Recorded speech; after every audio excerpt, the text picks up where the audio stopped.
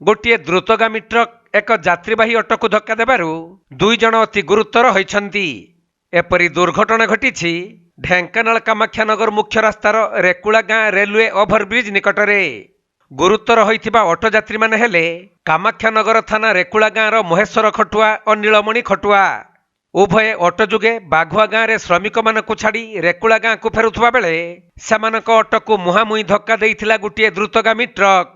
फलरे ऑटोरे थिबा 3 जनक मध्यरु 2 जण गुरुतर होइथिले भी जणे ऑटो यात्री अल्पके बर्ती जाइछन्ति। परे गुरुतर मानकु कामाख्यानगर मेडिकल रे भर्ती करा जाइथिबा जणा पड़िछि। सेपटे नो एंट्री रे भारी जान चलाचल जगु एहीपरि दुर्घटना घटिथिला। तेणु एही खबर पाई घटनास्थल रे कामाख्यानगर पुलिस पहुंची उभय गाड़ी को जबत करी अधिक तदंत करुछन्ति।